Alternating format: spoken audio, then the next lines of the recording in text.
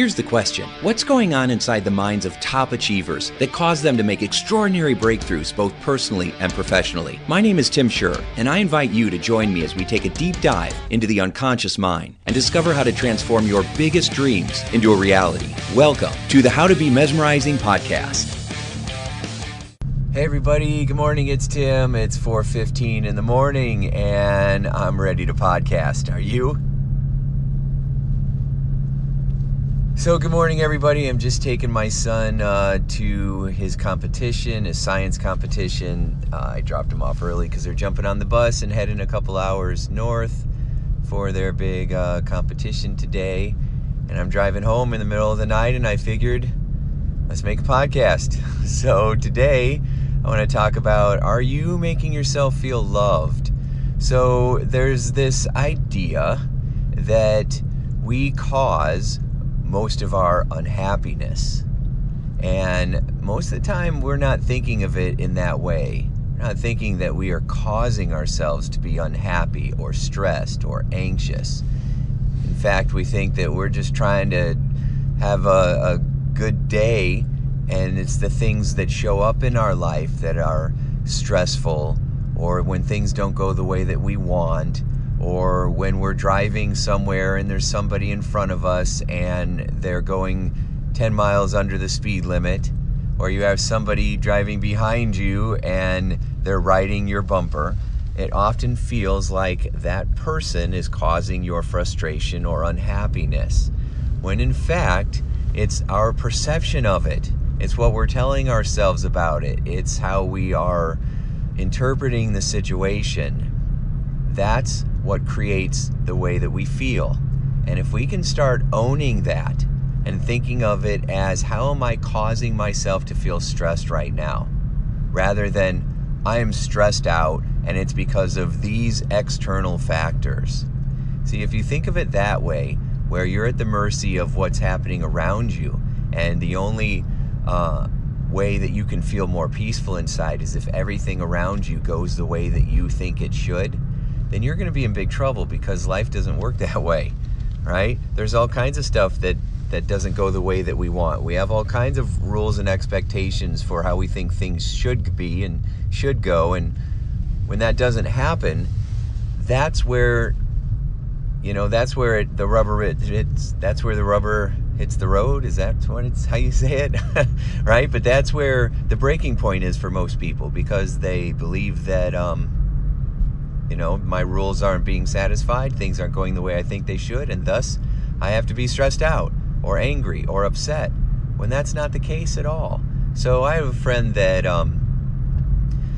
lived in Chicago, and I was with him one time. We were on the Dan Ryan, which is the big expressway, and usually around rush hour, it's just wall-to-wall traffic, right? And I remember sitting with him in traffic, and he was getting really upset because nobody likes to sit in traffic. And the car in front of him would move literally like 6 inches forward. And then my friend would hit the gas and then hit the brake at the same, within a second, and it would cause the whole car to fly forward and then come back to a stop. And then he would literally yell at the person in front of him, "You moron, you idiot," right? And he was getting a little bit of road rage, and it was because, he was feeling frustrated that he was stuck in traffic, but he was acting like it was the guy in front of him. Like it was that guy's fault in front of him for all the traffic, which of course was false. And he was getting all angry and all upset. He was causing that frustration. Because you can also sit in the traffic jam. You know that there's going to be traffic if you live there. So if you expect it, you can set yourself up for success. You're like, you know what? I'm going to be sitting in traffic for the next hour. I'm going to listen to an audiobook. Right? I'm going to have some music around me. I'm going to have a playlist that I listen to for relaxation. Heck, if you're sitting in traffic these days with your smartphone, you can watch a Netflix, or you can listen to a podcast and turn your car into a university. There's so many things that you can do. You can create a fragrance in your car, use an essential oil or something like that. You can bring a little snack pack, have a cooler in your car, and have a little picnic, right? And do things that make you feel at ease. You have many, many choices in any situation.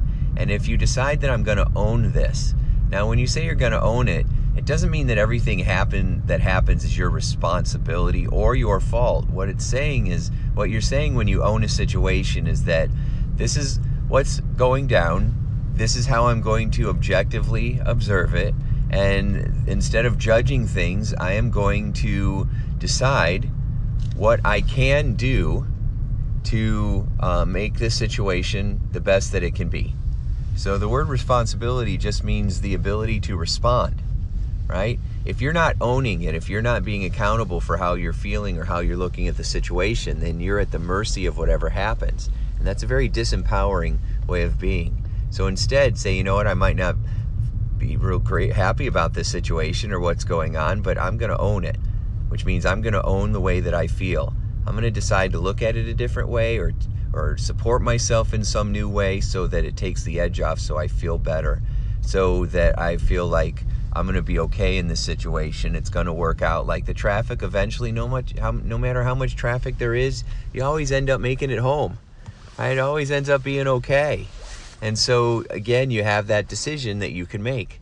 Right? You can decide that you're going to be all stressed out or angry, or you can decide that it is what it is. Everybody around you is experiencing this traffic as well, so let's be supportive, let's be polite, we're in it together, so let's see each other as human beings as opposed to obstacles that are in our way from getting home.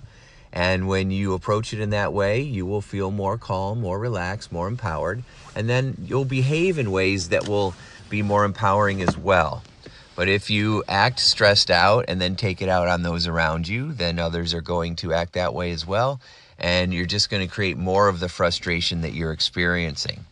So when you think about your day, I want you to think about how can you own the feelings that you're having? How can you decide that, you know, if I'm feeling this way, I can change it, right? And then you just ask yourself, what do I want to feel? And what would I have to believe in order to feel this way? What would I have to say to myself in order to feel more calm, more resourceful, more in control in situations that sometimes feel out of control?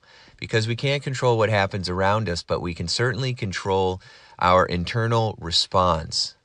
We can control how we're going to look at it, how we're going to feel about it, what we're going to do next. We can influence the way that we behave based on what we're focusing on, how we're holding our body, how we're breathing, what we're telling ourselves. All of that will influence what happens next for you or how you feel. There's people that are, you know, quadriplegic, right, that are paralyzed, and you know, and I've watched interviews and I've talked to people. I remember this one kid that came into my office. He's about 23 years old, and he was walking around in another country in a castle on a wall, and he thought that the wall just, you know, was like a 2-foot drop off. So he decided to just step off the edge, and he didn't realize, and I don't know how, it was dark, you know, but he didn't realize that there was a 30-foot drop, and he literally stepped right off and fell off the side of this castle, and you know, so rushed to an emergency room and ended up in a wheelchair and paralyzed, and you know, just a bunch of problems. But he just had this glowing attitude about him. I mean, it was pretty amazing. And you know, I said, how do you keep such a positive attitude? And he says, well, he says, you know, the big things in life are things that we can kind of handle, you know. It's the little things in life that really mess us up. You know, it's like getting a tiny little rock in the bottom of your shoe. You know, it's like it really can bug you. And after a while, if you don't get rid of it, then it can give you a blister and cause you to limp, you know, and throw off your whole body alignment. And he says, it's the little stuff that bothers me more than the big stuff. So I just have to keep reminding myself that don't sweat the small stuff, you know, and focus on what you can do, and, you know, and choose your attitude, you know. And so if somebody like that who is experiencing those kinds of like big problems, then being stuck in traffic all of a sudden isn't that big a deal anymore. So, all right. It's 4:30. I'm going to bed. So thanks for listening. Thanks for hanging out with me on my drive back home. And I'll talk to you soon. Thanks. Bye. Hey, would you like more free tips on how to be a mesmerizing leader? Then check out mesmerizingleadership.com. And also hang out with me on Facebook, facebook.com/Tim Shurr. Thanks so much, and make your day a sure success.